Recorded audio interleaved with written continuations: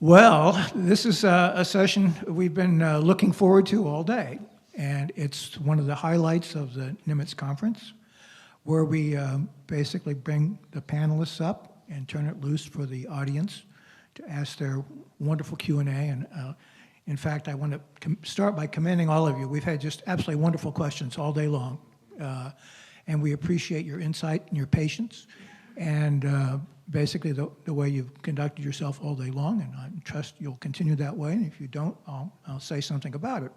So with that, let me turn it over and see if we get some questions. We've got the mics around here, and just if you'd like, you can direct your question to one of the panelists up here, and then we'll try to conduct a conversation if other people want to chip in and add additional comments, as we are accustomed to doing in these sessions.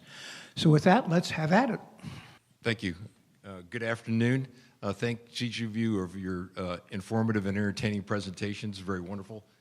As a casual observer, I can see that most of the folks in this room seem to share the same generation, a very distinguished generation, my phrase for being old.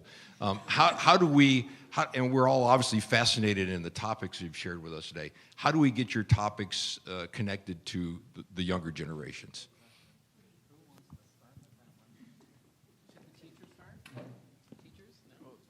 I teach a class at Williams College called Going Nuclear, and we go from the Manhattan Project to the early Cold War, and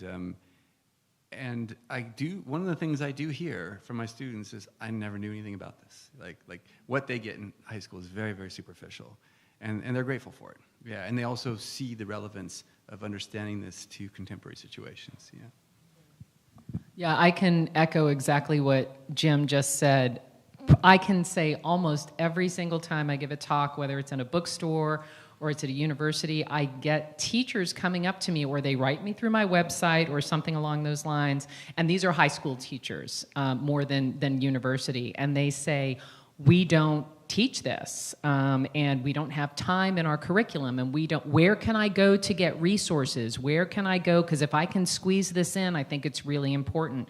So, I mean, I would say it's really, really important to be, whether or not you have kids, whether or not you have kids in high school, so important to be involved with like local school boards. In fact, Texas and California are two of the most important, you guys are in a great position, two of the most important states in the United States as far as getting textbooks and curriculums approved. And that can be a very, very, very long process.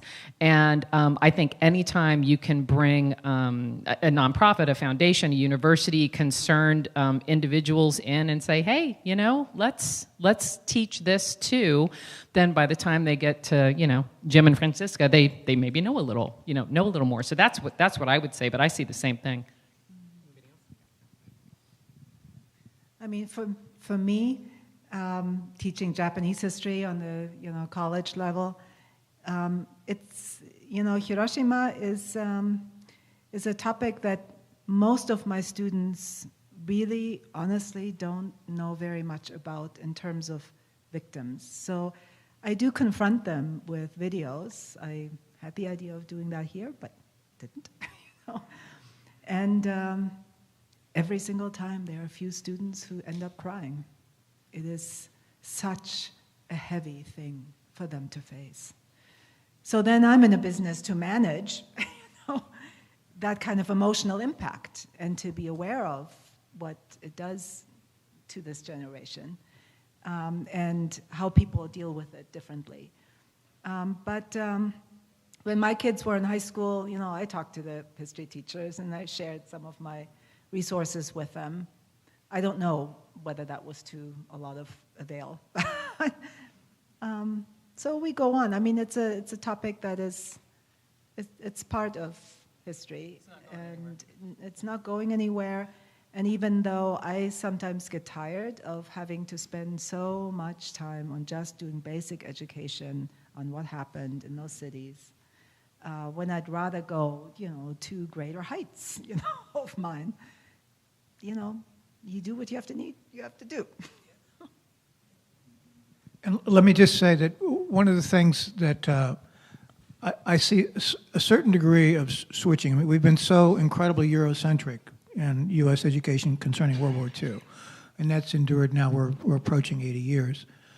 But one of the points I make when I talk to teachers now is that if you look at the world of the 21st century, and you look at a world where you have the People's Republic of China and you have India or whatever here, the connection of where we are today in the 21st century and the Asia-Pacific War in World War II is so dramatic, so important or whatever here that it simply, we can't go on ignoring it.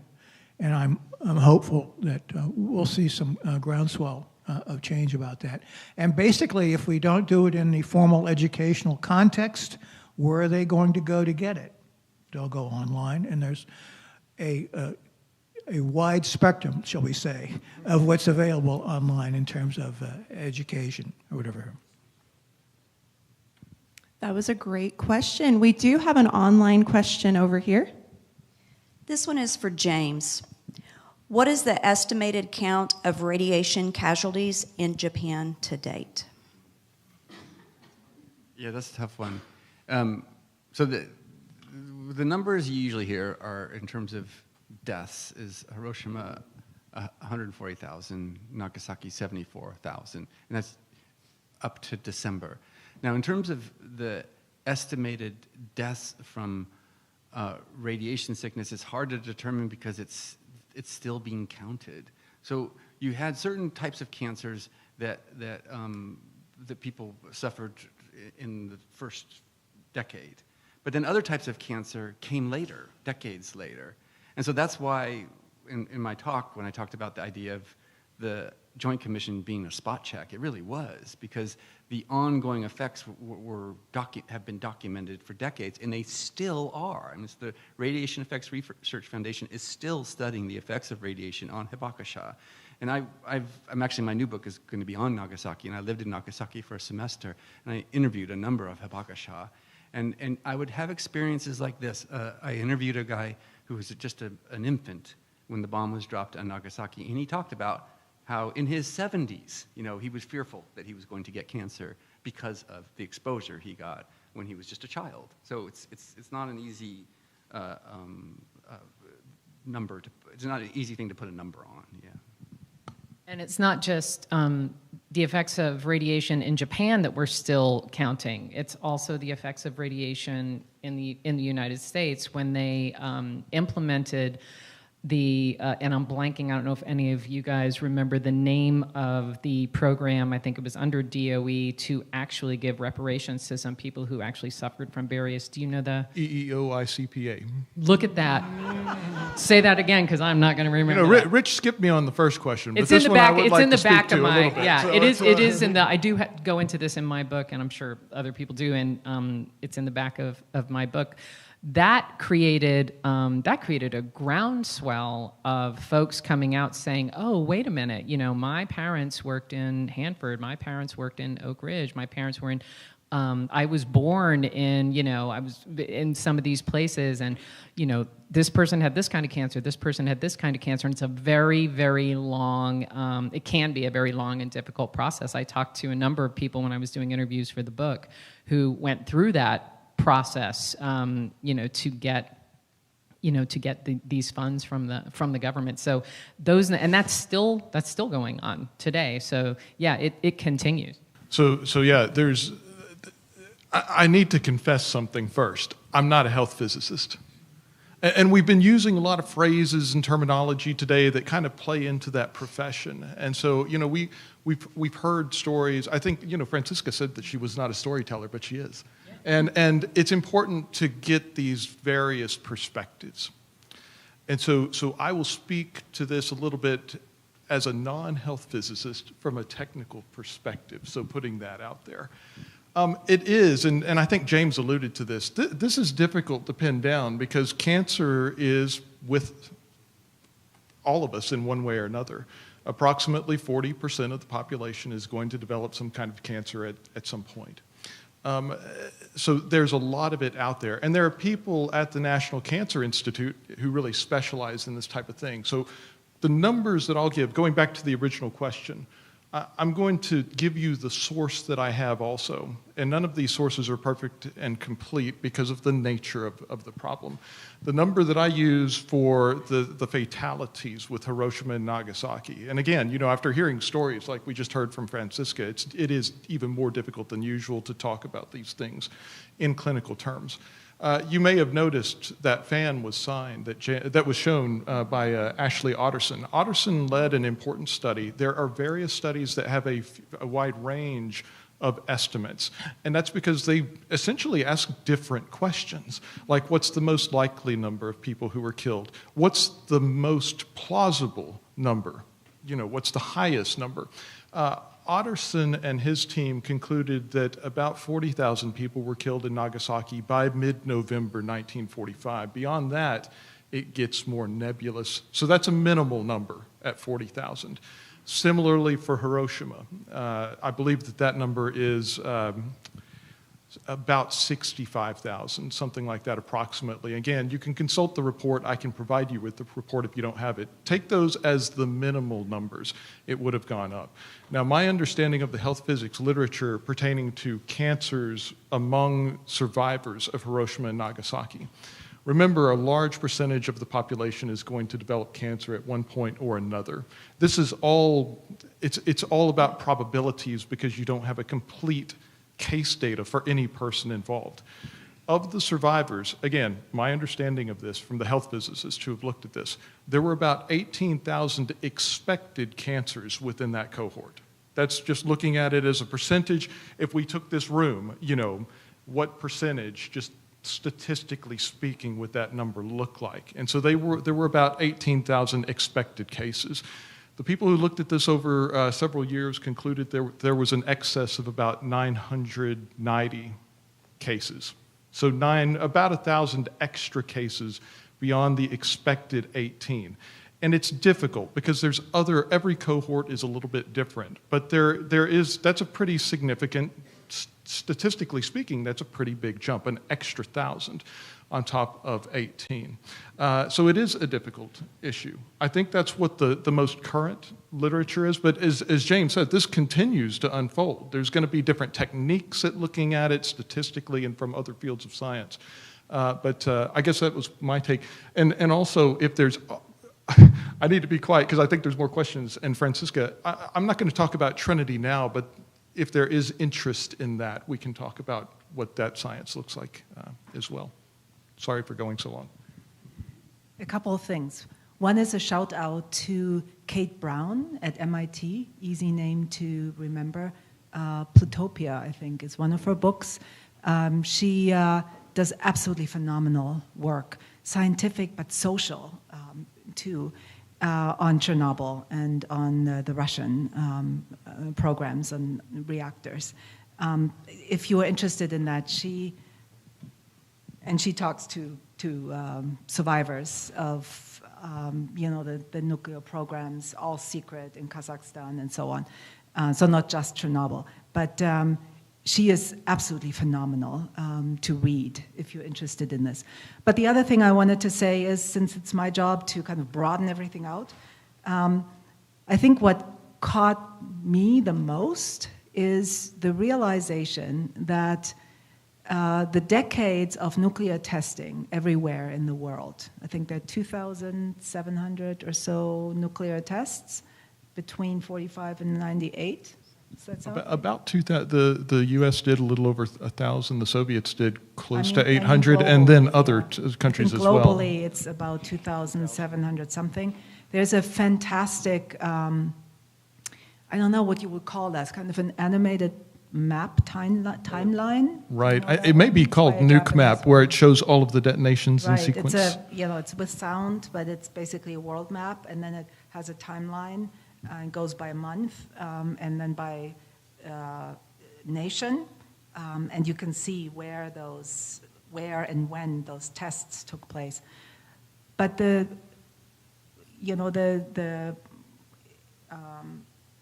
sense that you get from all of this is not just how many, or not the sense, but what really got me is that these tests are were so powerful that the radiation is so high up in the stratosphere that it just moves around the Earth and then comes down somewhere else. We are nuking ourselves. I mean, we are irradiating ourselves to a certain extent.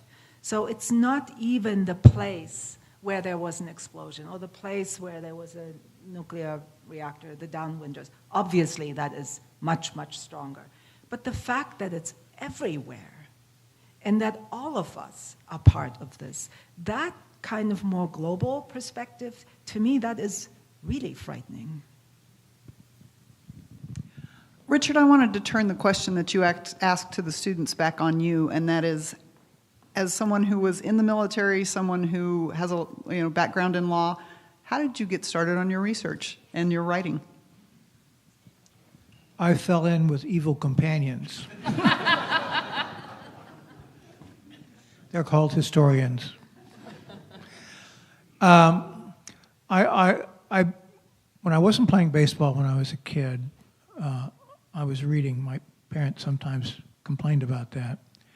And I got fascinated particularly by the 1930s and the 1940s because when I was reading it, you got a lot of memoirs coming out of people who had been participants, not the top participant necessarily, but what we sometimes call in the military, we talked about the horse holders and the dispatch riders or whatever here, who were face to face with the big mucky mucks, but not, big mucky mucks themselves. And I was fascinated by their accounts, and eventually it settled out a lot more to World War II, mainly because I saw it as this epic story, which is kind of the way I see it now, although clearly there are lots of disturbing parts of the story.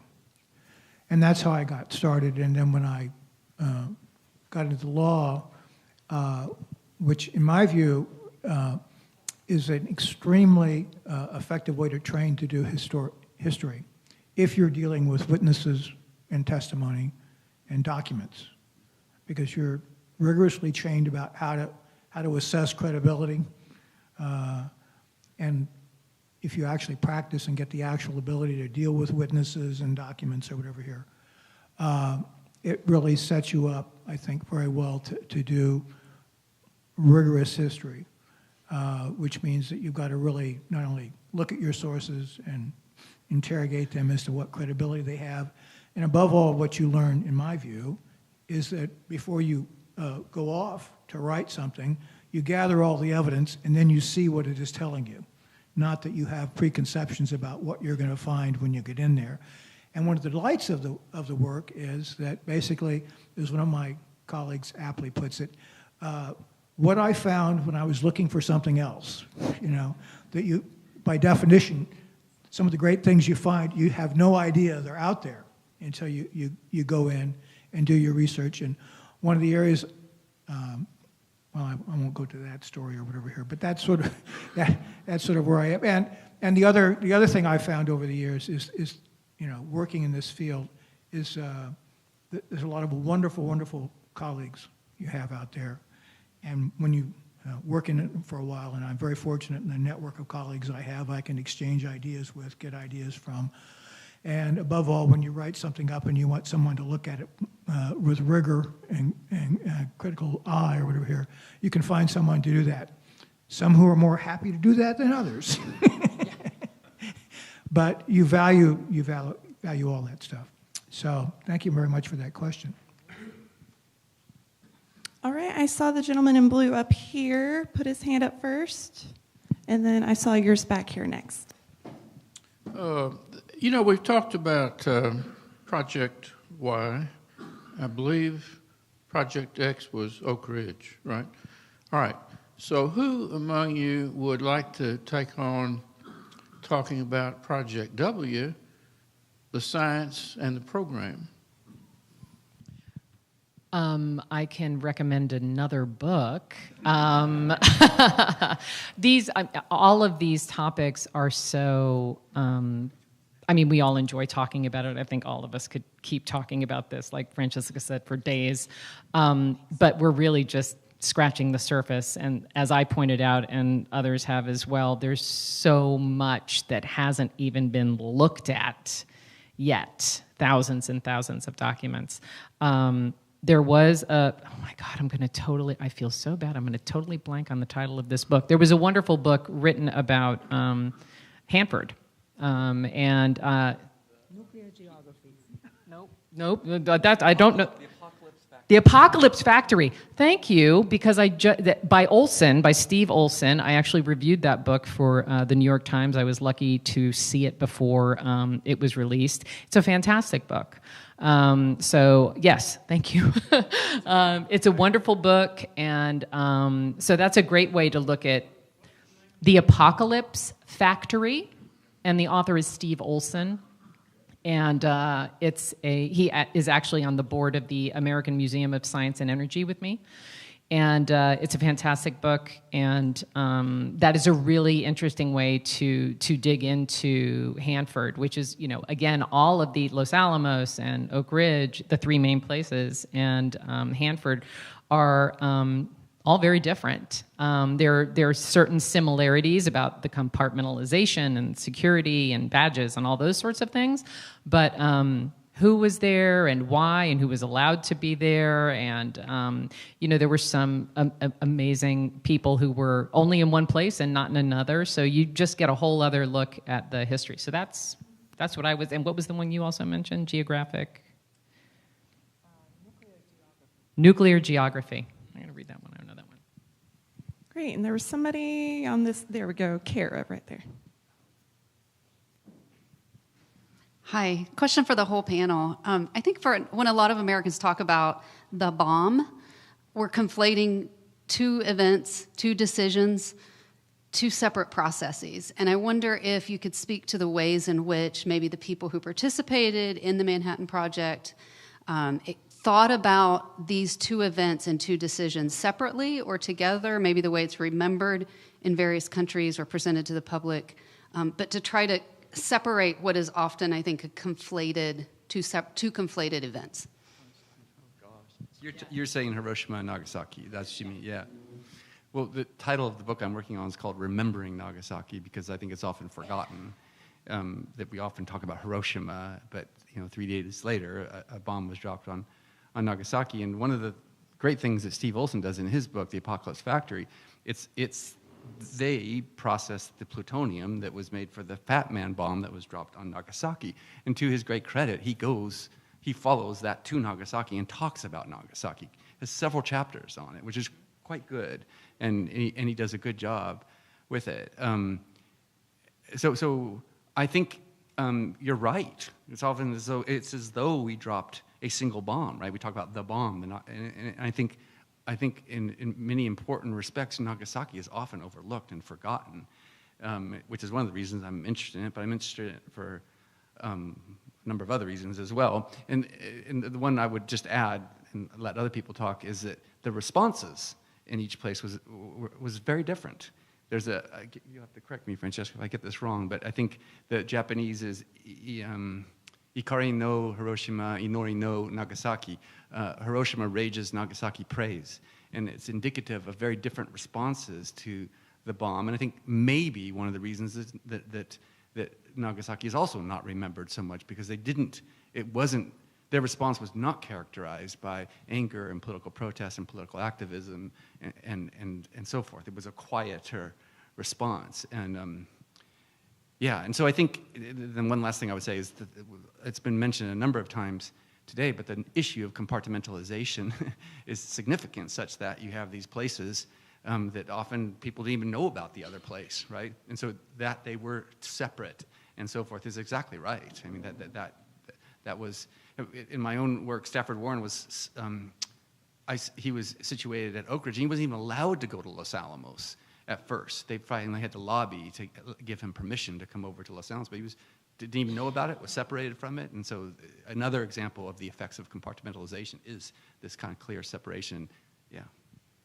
Yeah, absolutely. And even within, then you take it down like another level. So even within Oak Ridge, Vi Warren, Stafford Warren's wife, who was, very active in a community sense in Oak Ridge. I talked about how community kind of grew up in that place.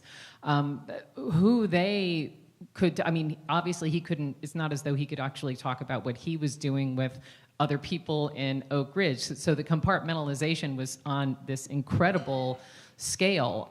For the people that I talked to, of course, their perspective, as Jim pointed out, so plutonium was Hanford, Site W, and the design and ideation and testing was Los Alamos, and the uranium was Oak Ridge. So when the news came out, and I think sometimes people say the bomb, I think for two reasons. They say the bomb because of the conflation of the two events, but also they say the bomb in the kind of shock and awe sense. There is this technology now that is present in the world, that where is that going?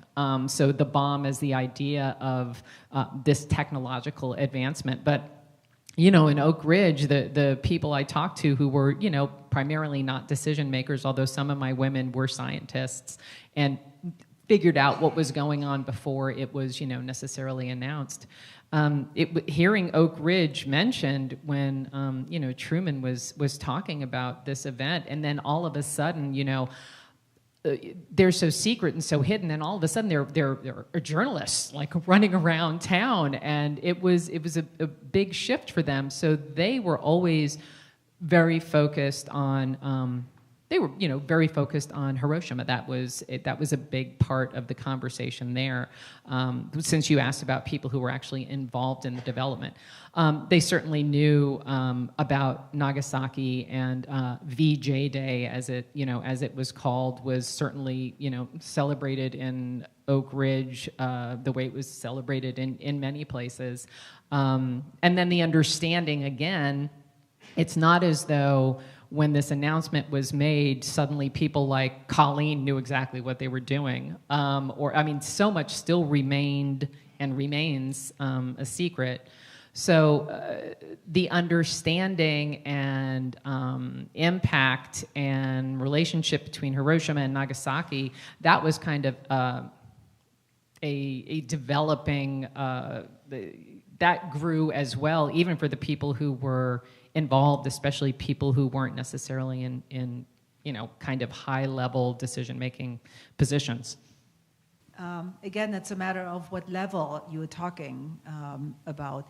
And in this case, you know, how Americans remember Hiroshima and Nagasaki and how Japanese do is really quite different. In Japan, Nagasaki is obviously known much, much better, and yet it plays second fiddle to Hiroshima.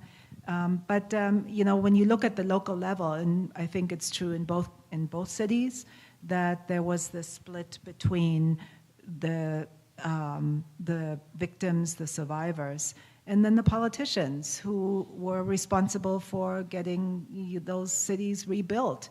And it has much to do with domestic politics and their relationship with the center. And Nagasaki's was different. So domestic politics is a huge part of that.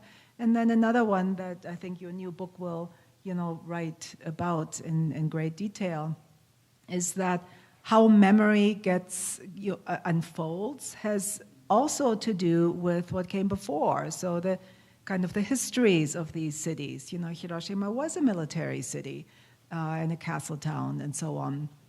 Nagasaki has this very unusual history of being the Catholic city of Japan. So there is a whole other history of Christian persecution in Nagasaki that can be utilized to frame memory of this incident. So that's what you will talk about. I mean, that's well known. And yet to really, divvy out how that works. I mean, this is what memory scholars do, how memory gets framed. And of course, it changes over time, but the past there does matter. And of course, it does matter that Hiroshima was first, and those politicians really ran with that and really staked their claim. And then there's a whole other level that has to do with American policy and with Washington, and I won't go into that, but there are just so many layers there and so many reasons that come together. Actually, I wanted to go back to the question very quickly because, as I was listening to the question, which seemed to be very well thought out, I was thinking, and I guess this is my Los Alamos bias, I didn't even realize there were other Manhattan Project sites until this morning. But it's no, we get accused of that a lot. But seriously, though, I was thinking more of Trinity and Hiroshima. I wasn't sure what that was, and so could we ask? I mean, She said the conflation of the two events, so kind of bundled together. That would say the bomb as opposed to talking about Hiroshima. Oh, and Nagasaki. right. I don't know if there's a whole lot that I could add to this because I think that we've got some really excellent answers already. I do think that the word decision was used in the question, and that did remind me of one story that's related to this. The decision. What about the decision to use the weapons, or even the burst? Now, the second one, actually, that's a good question because I've had people ask me before. Well, they'll say sometimes, the audience, a member of the audience, I kind of get why Hiroshima happened, but I'm not so sure about Nagasaki. That's an interesting question. Regarding the decision, though, and Rich may know this story, but I imagine no one else does because it's a Bart Bernstein story. So Bart, if you don't know Bart, you should really look up his work. He's done some really, really good work in decades past. And I think really was one of the first to really bring a more holistic approach to looking at this history, which was much needed when it first came out in the 70s. And he uses a phrase in one of these articles regarding this decision. He said that regarding the decision to use nuclear weapons, I'm paraphrasing, but he said it wasn't a decision, it was the implementation of an assumption. And I believe that one of my colleagues alluded to it earlier. Now the backstory, I was buying a minivan, that's how I roll, buying a minivan in Santa Fe, and while they were doing the paperwork, I called Bart from Santa Fe Honda. And I mentioned that quote to him. And Bart said, well, you know how I came up with that? And I'm paraphrasing again. I believe Bart said, I went to the Truman Library. And I thought that there would be boxes and boxes and boxes of untapped records that nobody had considered because this was one of the most momentous decisions ever made. And he said, I couldn't find anything. And he said, that's when it hit me. There was no decision-making process. This was a new weapon. It had been the deadliest war in history. The nation had invested in it. You can use it in combat basically without putting anyone in harm's way. And you might be able to use the novel nature of this new weapon to shock the enemy into surrendering. There wasn't really a lot of decision. I think that really the only decision-making process was, should we try and extract unconditional surrender from the Japanese or not? That was discussed, and ultimately it was decided that, yes, unconditional surrender should be pursued, and this seemed to be a tool for that. But that's what comes to mind for me. I will mention very quickly, too, I do give a talk on the atomic bombings, and it's called Clouds Over Kokura. Because I too think that the Nagasaki story has been overlooked. It's very interesting from a technical standpoint, from a military standpoint. And, I tell people up front that my specialty is not what some of my colleagues specialize in here, which are these other perspectives. That's where I will refer them to things like John Hersey's Hiroshima. There's a misconception that right after World War II that there was just universal acceptance of the atomic bombings. There wasn't. It was controversial, and that's why you see these articles written by, I believe, Stimson and other people justifying what had happened. And it goes through cycles over time. But I think going back to the question, whether it's Nagasaki or just the bomb as a whole, it's a fluid subject. And I'm glad. I'm hoping that maybe one of the good things to come out of, unfortunately, all the strife in the world right now is that people are thinking about this. I think that the American population, this is just me from a pretty insulated standpoint, hasn't really thought about nuclear issues in the last 25 years. And so I think that those conversations from multiple perspectives are definitely needed. And I want to go back to your question about educators. The modern day relevance of all of this remains, which is yet another reason that we all need to work to make sure that this is taught. This is not some random historical event that doesn't matter anymore. In my opening remarks, I mentioned specifically Bart's quote about the implementation of an assumption. And I think he captured something really critical in that. But I sort of extending from that, the more I've thought about when Mr. Truman became president, he pledged and he truly believed that his charge was to execute the legacy of Franklin Roosevelt, period. That was what he had legitimate authority to do. When you look at his actions in 1945, as he looks at this prospect of ending the war with Japan, which was a very frightening prospect from what he was seeing, one of the things that he did was he had a formal conference about an invasion of Japan. And at that conference, he sanctioned at least going to Kyushu. He never had a formal conference specifically about the atomic bomb.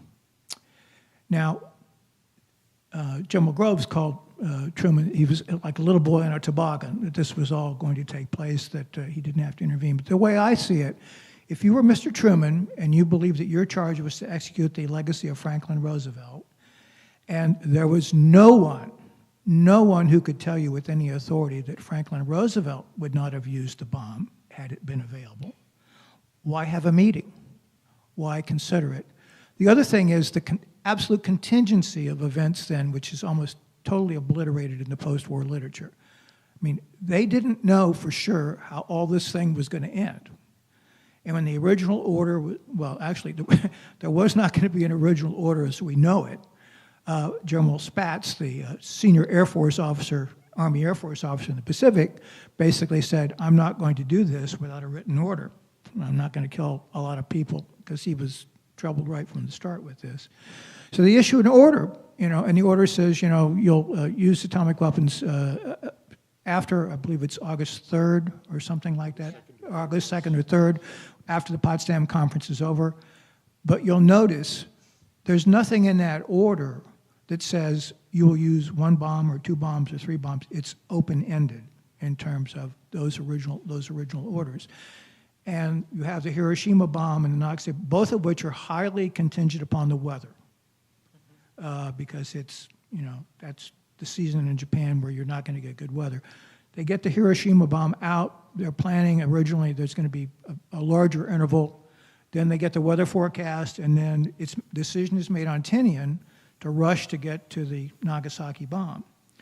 Meanwhile, the first bomb lands, and the senior American advisor, at least within the government, about Japan, Joseph Grew, the acting Secretary of State, says in a memo on the 7th of August, he says, well, we've dropped one bomb, but I see no sign that the Japanese have changed policy whatsoever. We go to the 9th, and after that bomb, Mr. Truman specifically intervenes and says, no more bombs without presidential authority. And that's where we get the president actually making a decision about whether to use the bomb or not. And of course, we have Truman right down to August 14th. He's really despairing by the 13th and 14th that the bombs are not going to do it, the Japanese are going to go on. He talks to, I believe, the British ambassador about, the next step is going to be, I have to authorize another bomb or whatever here, and then the Japanese surrender. So, this whole process, if you understand the contingency, if you understand Truman's belief that he's executing the legacy of Franklin Roosevelt, you see how that process took place, and nobody knew for sure how it was going to come out. Can I add something to that? And I would love to know, what you say to that. This is based on John Dower's research and an article that is entitled something like July 26th, the most important date that year, something of that sort. And his argument to me has always been unbelievably disturbing. And that is that the Americans knew that Japan's inability to surrender or unwillingness to surrender had everything to do with the emperor's position. And whether with an unconditional surrender, that would mean that they would deliver the emperor to the Americans, and the Americans would be able to do with him whatever they wished. On the 26th of July, apparently there was a meeting at which it was decided that they would not touch the emperor. In other words, that peace was taking out, Americans had decided that the emperor was not going to be touched by the American occupation. Had they communicated that to the Japanese, they would have surrendered, because that would have been, and they would have been able to say this is not an unconditional surrender, which in fact then happened, right? Had they known about this, these bombs would have been unnecessary. So this is very disturbing to me, and I'm basing this on John Dower's research. That's all I can say, but I would like to know. I don't know who wants to speak to this first. I don't have much to say, but I was going to say regarding where Truman was at, if anyone just wants to go back and read his diaries, they've been digitized. He talks about feeling as though the sun and the moon and the stars fell upon him. He didn't know about the Manhattan Project before he got the job. So you want to talk about a big surprise. But reading his diaries, he talks about Potsdam, he talks about finding out about the project. Easily accessible and very interesting read. Dower's book, which is very important, and I always tell people to read it, although it's strange volume from my perspective, because there are large sections where I am in total, utter agreement with Dower, and then we come to sections where I'm in total, utter disagreement with Dower. And the biggest problem with Dower's book, from my perspective, is that it was published in 1986. And only from about 1995 do we finally get not only the radio intelligence material, but we get all the documents that talked about radio intelligence, which in my view completely changed the picture with respect to what was known about the status of Japan. And one of the things that I try to do in my book Downfall is when the emperor prods the Big Six, the inner cabinet, to try to open a negotiation conduit through the Soviet Union, that runs to the Japanese ambassador in Moscow, a fellow named Sato. And reading the dispatches between Sato in Moscow and the foreign minister Togo in Tokyo, I was struck, from my perspective, that Sato seems like the prosecuting attorney on behalf of the Truman administration, basically condemning Japan's attempted diplomacy. He becomes extremely frustrated because they will not give him anything to use as an inducement to get the Soviets to act as a mediator. And then he comes back in a series of messages saying, we aren't going to get anywhere with the Soviets unless we have concrete terms to surrender.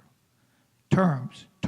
He keeps coming to terms, and of course Togo can't give him terms because the Big Six is not about to give either inducements to the Soviets or terms. And finally, Sato says, look, in one message, the best you can possibly hope for now is unconditional surrender, modified only to the extent that we keep the imperial institution. It's in black and white. And the response he gets back from Togo in Moscow, not only is the voice of Togo, but Togo says expressly, in the name of the government of Japan, is hell no.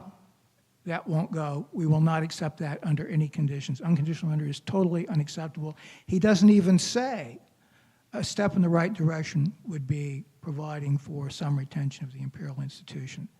So when I said that the diplomatic effort of the Japanese was not going anywhere, the key figure is Sato and his basically cross-examination of that. And then what happens is we release the Potsdam Declaration, which says that basically after a period of occupation, and after we're satisfied that the Japanese are now peaceful and democratic, then the ultimate form of government of Japan will be selected by the freely chosen will of the Japanese people. And if you look at that carefully, you'll notice it doesn't say, oh, by the way, you can't keep the imperial institution. Oh, by the way, it doesn't even say you can't keep Hirohito. And then you go back to the scene in Tokyo when that's received. And what happens? Well, two of the three members of the Big Six that we consider the moderates of the group, they look at that, the Prime Minister and Admiral Yone, the Navy Minister, they look at that and they read that as, look, even before the first drop of blood is shed in the counter-invasion battle, the American will is already crumbling. So the moderates, as we would see it in Japan, are taking the Potsdam Declaration not as being totally unacceptable because it doesn't deal with the emperor, but as a sign that they're on the right track to the counter-invasion battle. And ultimately what happens is that we do end up retaining the emperor, but that's a separate story with respect to what is conducted during the occupation and General MacArthur's decision about how he's going to manage the occupation and how he's going to convert the Japanese from this militarized society to a democratic society. That's a long, separate story. I would just add to that quickly because I'm glad it was raised. One, I'd like to see the documentation that because I'm not familiar with that, so let me put that out there. One word that I see that pops up often in the primary source documentation is sovereignty. Okay, so at least with me, the first thing that came to my mind is that it wasn't necessarily about protecting His Majesty or promising that there wouldn't be a trial or different things like that, or even just maintaining the imperial household in some decorative manner.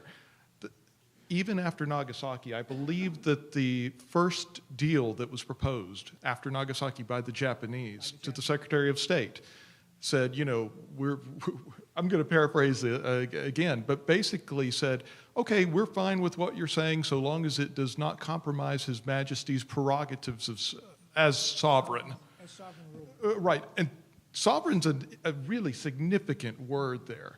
And so that's why, you know, I think when that's added to, hopefully it's not quite as disturbing, because I think that they wanted him to maintain some significant prerogatives as opposed to being told what to do within his own realm, which he was. He was given a long list in the reply that came a little later that day. And Rich already alluded to it some. A lot of that are orders to His Majesty, the Right. opposite of sovereignty. What transpired was that when the emperor intervened in the early morning hours of August 10th, then they sent the message, and the emperor did not see that message, but it did have the phrase exactly as you described it, is that, you know, we're going to accept the Potsdam Declaration as long as it doesn't compromise the prerogatives of the emperor as sovereign ruler.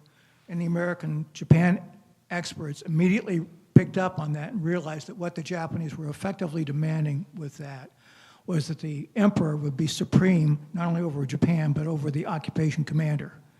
And that was the sticking point. And that's why in the reply, the Burns note, virtually the very first thing they say is that the emperor will be subordinate to the occupation commander, to make it very clear that the emperor was not going to be supreme and be able to block the occupation reforms. Yeah, I mean, that's true, of course.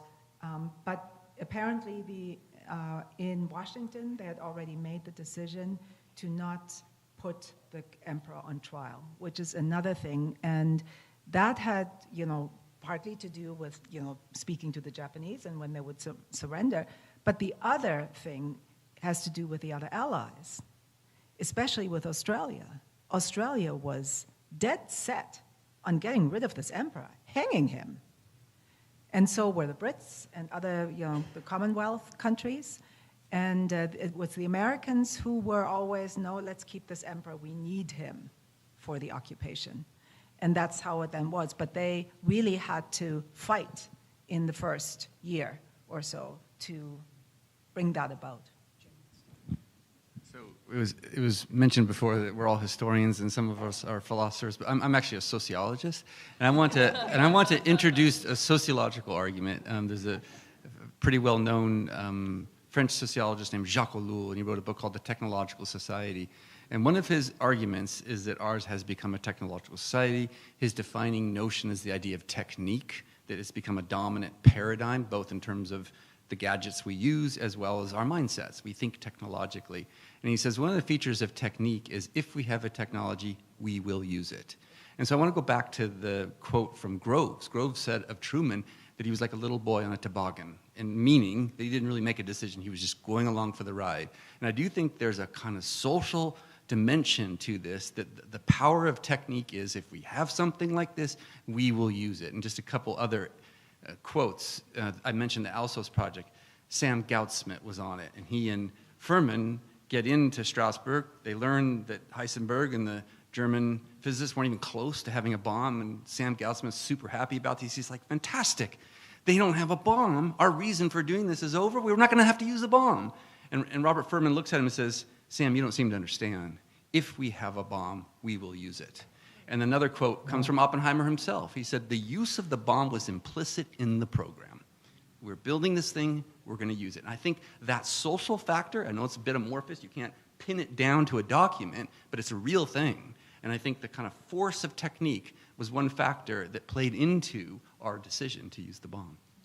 Yeah, with respect to the emperor, immediately upon understanding the Japanese were in fact going to surrender, a message went to General MacArthur telling him that he was to do nothing with respect to the emperor without authorization from Washington. Then in late December, late November, early December, I've forgotten the exact date, Washington turns around and asks MacArthur what he thinks ought to be done with respect to the emperor. And so we could go on about this whole thing for a long time. But essentially what happens at that point is that MacArthur, by that point, has realized the Japanese are likely to head into a famine situation in mid-1946. He also has already talked with his aide Bonner Fellers about his wedge theory about how he's going to democratize the Japanese by using the emperor to break the bond between the military and the civilian population. And his response message, basically he says, I've investigated, which is a fraud, and the emperor had nothing to do with anything that would warrant war crimes or anything like that. But what MacArthur's really concerned about is the wedge theory and also retaining the emperor's authority as they head into what they think is going to be a terrible crisis in mid-1946 over the likelihood of a big national famine. What a great question. It's such a great response. But unfortunately, we only have time for one last question. And Ruth Ann in the corner had her hand up 2 times before, so. Oh, that's right. Thank you. So we've heard a lot today about history that we didn't know, and a lot about interpretation of history, certainly. And what I'd like to do is bring us back to today and ask our speakers, so with what is going on in the world today and related to what you know about this history, what do you recommend that we as a nation and others who are influential do about the current geopolitical situation going forward? Next year's conference has already been laid out for us here. So I'm going to take that in a slightly different direction, but I am going to bring it to the contemporary situation, and that is, what's very interesting is you look at what's going on right now in terms of the debate about AI. A lot of talk, a lot of concerns, and the relevance of the Manhattan Project to AI is not lost on the scientists who have created AI. And so you look at people like Sam Altman, Geoffrey Hinton, Jared Berners-Lee, right, who's the developer of the World Wide Web. All of them, all 3 of those important kind of foundational scientists in AI have invoked Oppenheimer and the Manhattan Project, compared it to the Manhattan Project, and used language, even invoking Oppenheimer's famous citation of the Bhagavad Gita, I have become death, the destroyer of worlds, and talking about an arms race between different countries and the development of AI and all the potential dangers of AI in terms of both in the military, but in terms of the kind of loss of jobs and also the kind of continuing situation whereby we don't know what's true and what's not true. So these are all things that are being said, and they see the lessons from the Manhattan Project as very relevant to this debate. It's really, really interesting. I was thinking the exact same thing, and I think you and I were even talking about this yesterday, Jim. It comes up. This is one of the clearest examples, I think, of when you realize how the lessons of the Manhattan Project, again, need to be taught in schools, because they do play out, they are relevant, and this idea, you have these brilliant people who are able to solve a problem, and whether the problem is how to create a weapon from uranium or plutonium, or whether the problem is how to make computers think and talk, right? So once those minds start going in certain directions, they tend not to stop.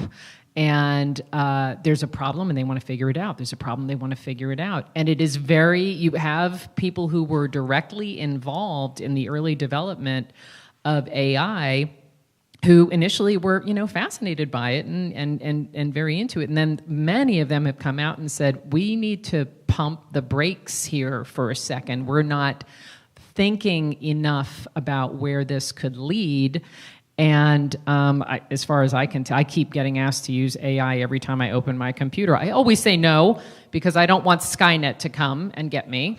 And no, but in all seriousness, there is this, sometimes it feels like we're all on the toboggan, right? I mean, we're all heading downhill, and it's very slick, and it's going faster and faster.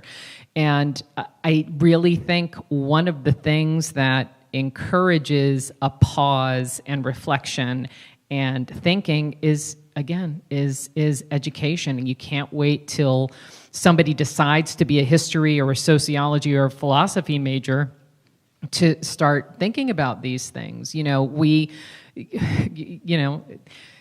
Those who don't know history are doomed to repeat it. I mean, it's one of the most cliche sayings ever, but I mean, it's absolutely true. And so it always, I totally agree, and it always makes me go back to education. I will give the word to you. Okay.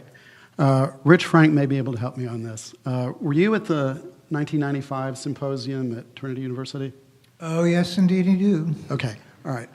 So in that symposium, which partly dealt with the whole decision to drop the atomic bomb, there was a speaker who told a story about someone asking Minoru Genda, who was one of the leaders of the Japanese attack on Pearl Harbor, whether if the Japanese had developed an atomic bomb, they would have used it. And the story was that Genda looked at them and it's like, what? Like, he didn't understand the question. And then he did, and then he said, of course we would have used it. Yeah. So anyway, just to add that to what you were talking about earlier. Well, let's go back, though, to the question that was posed to the whole panel. I just want to say briefly what all historians would say: context, context, context. And there is a disturbing global context today of conservative, reactionary regimes popping up everywhere in the world. It is not entirely dissimilar from the 1930s. The point is not that history repeats itself exactly. We're not in the 1930s. The context is very different. But rather to look at developments like AI, scientific developments like this, and relate it to the context, and see what the kind of relationship between those two was then, is now, and to become very clear of what are the fears and ambitions that are driving these kinds of both innovations, but also the political context that is rising now. I'm not even particularly good at looking backwards, so I don't know about this question looking into the future. It is a great question for us all to think about. Though, but I don't consider myself to have any particular qualifications beyond anybody else here to answer them. So take that into consideration. As a historian, what I try to do is help people to understand how we got to this point. That's kind of what we do. We don't have crystal balls and look into the future, but how did we get here? And Francisca talked about some of these extreme movements of the past. I think it'd be interesting to consider, well, what are the catalysts for these? Are there any similarities between these catalysts? Usually you have large groups of people under distress and they do abnormal things when they're in that situation. Are there things that can be done to diffuse that distress among these populations, for instance? Different things like that. I would say in general, to answer the question, maybe we could listen a little bit more to each other, and maybe we could pray as well. But these are real problems. Where there are humans, there's going to be human behavior. And that, I guess, is kind of one of the sad parts. But we do wonderful things as a species, too. And again, maybe if we listen a bit more to each other, that would help to correct that narrative. Again, as a historian, I'm not really in the convincing business. I'm kind of in the listening, the storytelling, the assimilating of these sources, and just laying it all out there for somebody else to make a decision. I don't know. Maybe that should be taught a little bit more. Information, discourse, sharing. That's one of the reasons I thought this group was so interesting when they put it together. So many different perspectives and discussion among different perspectives, different cultures, different political views. If, being able to listen and talk more, I agree 1,000%. Let me, it falls to me again here, whatever. Finish up. Look, I think one of the most useful things about the Manhattan Project is to try to get your arms around the whole thing, all the participants in it, and all the views that they had. Remember, they were living history forward, in the great phrase. They didn't know how it was going to come out. They had a lot of diverse views about what was necessary or what was not necessary, what was moral, what was not moral, especially when you're at the end of one of the most catastrophic wars in history, when almost every conceivable prior barrier to behavior has collapsed. So I've pointed out many times, after we went through the air war in Europe and everything else, as you came to 1945, about the only remaining taboo that was recognized by American leaders was no first use of poison gas or biological weapons. That was it. Everything else pretty much had eroded away. And that's why I've always think about this time is that, as you came into making a decision or contemplating using the bombs, I've always thought that if the scientists had managed to make it clearer to the top policymakers who saw the bomb primarily as a weapon of heat and blast, not the radiological had they said there was this fallout radiation component to the bomb, it would be like poison gas. And I can't tell you that it would make them change their minds. I do think it's one of the few things that would make them stop, pause, and think about what they're about to unleash. So, speaking of unleashing, I believe now we're into the stage where we're going to unleash all of you.